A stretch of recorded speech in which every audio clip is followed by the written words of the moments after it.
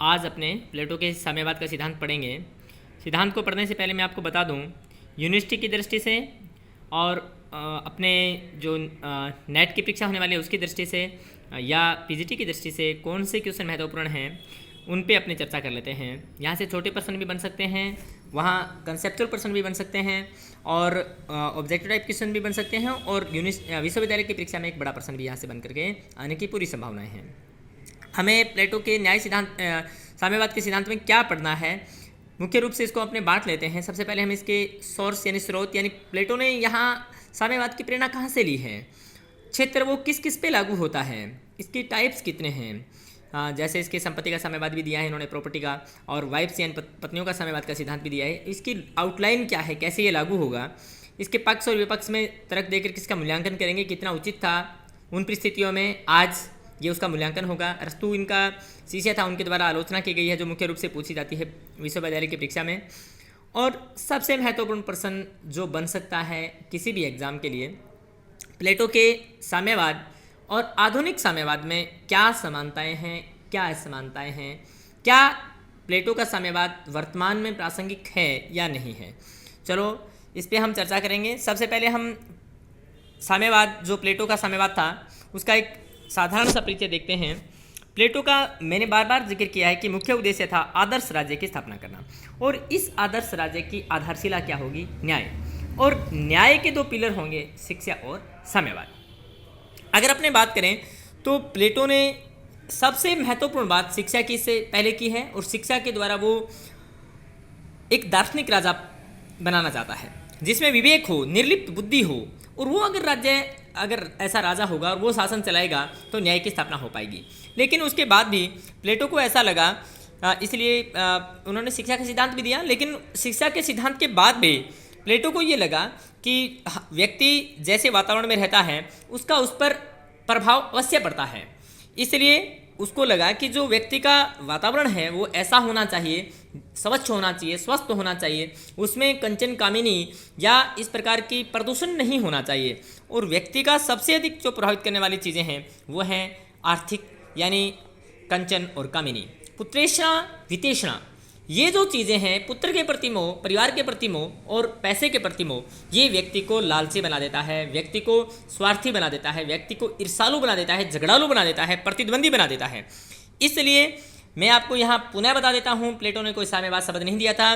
प्लेटो ने ये कहा था कि ऐसा वातावरण जहाँ पर दार्शनिक राजा जो सैनिक वो अपने कर्तव्य पालन से विमुख ना हों, इसकी मैं व्यवस्था करना चाहता हूं। और उन्होंने एक नवीन राजनीतिक व्यवस्था इसके लिए की। हमने उपयुक्त शब्द ना होने के कारण इसे साम्यवाद शब्द दे दिया।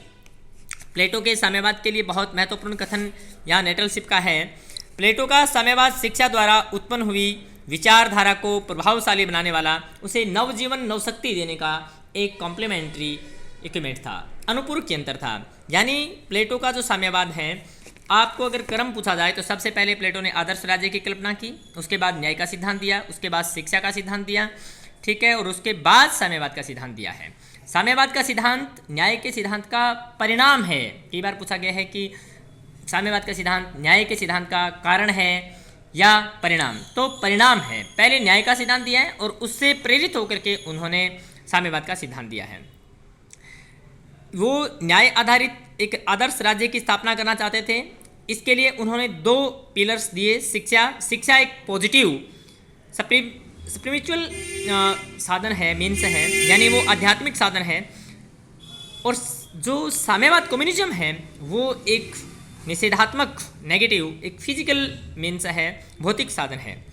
अगर अपने बात करें, प्लेटो की कोई मूल संकल्पना नहीं थी। इससे पहले भी प्लेटो ने जहाँ से ये प्रेरणा ली वहाँ मुख्य रूप से स्पार्टा की सामाजिक व्यवस्था थी।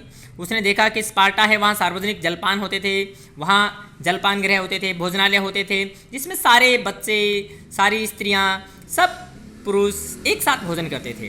वहाँ व्यक्तिगत संपदा या संपत्ति बिल्कुल नहीं थी, ठीक है। सारे लोग सामूहिक रूप से रहते थे, सामूहिक खाना खाते थे, सामूहिक ही कमाते थे और सामूहिक ही खर्च करते थे।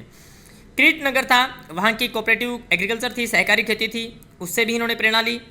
सबसे ज़्यादा उन्होंने पाइथागोरस की एक कोटेशन थी कि मित्रों की संपत्ति पर सबका समान रूप से अधिकार होता है बहुत ज़्यादा प्रभावित हुए। इन्होंने कहा हम व्यक्तिगत रूप से कमाएं लेकिन सामूहिक रूप से उसको खर्च करें। और जो पत्नियों का साम्यवाद है उसके लिए इन्होंने यूरोपाइड से काफ़ी प्रभावित हुए, और साथ ही एथेंस की जो सामाजिक व्यवस्था थी उसका इन्होंने कटु अनुभव अपने जीवन में लिया। कारण था कि एथेंस में जो महिलाएं थी वो मातृदासता की स्टेज में जी रही थी, उनको केवल बच्चे पैदा करने की एक मशीन माना जाता था और उनको घर की चार दीवारी में ही सीमित किया जाता था। उनको सामाजिक और राज्य के जो सरोकार थे उनमें शामिल नहीं किया जाता था, वो केवल चूल्हे चौके तक ही सीमित हो गई थी। इसलिए उन्होंने नारियों की इस दूरदर्शा से अपने अंतर्मन को कचोटा और इसके लिए नारियों का साम्यवाद दिया, जिसके अरस्तु बहुत आलोचना भी करते हैं, लेकिन उस परिस्थिति में ये सही था। इन्होंने नारी को पुरुष के समान अधिकार दिलाने के लिए साम्यवाद की बात की थी। क्षेत्र की अगर बात करें, स्कोप की, यानी कहाँ तक ये लागू होता है, तो यहाँ बहुत महत्वपूर्ण बात है। जो प्लेटो का साम्यवाद है उसको क्षेत्र के कारण ही अर्ध साम्यवाद सेनिटोनिज्म कहा जाता है। बार्कर ने भी कहा है, सेबाइन ने भी कहा है। इसका कारण ये था, अरस्तु ने भी इसकी काफ़ी आलोचना की है। इसका कारण ये था कि इसका जो साम्यवाद था वो केवल अभिभावक वर्ग, गार्जियन के लिए लागू था। और यहाँ से नेट में प्रश्न आया था कि गार्जियन में कौन से वर्ग शामिल हैं, तो गार्जियन में दो शामिल हैं वर्ग, शासक वर्ग और सैनिक वर्ग। यानी कई बार ऐसा भी पूछा गया है, बहुसंख्यक वर्ग के लिए था, अल्पसंख्यक, तो अल्पसंख्यक वर्ग के लिए था। यहाँ बार्कर की महत्वपूर्ण कोटेशन है कि प्लेटो का जो साम्यवाद है वो अल्पसंख्यक मिनोरिटीज़ के लिए था और उनकी निजी संपत्ति और पारिवारिक जीवन की जो वेदी थी वो राज्य के लिए इनको बलिदान देना था। इनका कोई स्वयं का ना पारिवारिक जीवन होगा ना निजी संपत्ति होगी, इनको अपने इन चीज़ों को बलिदान देना पड़ेगा राज्य हित के लिए।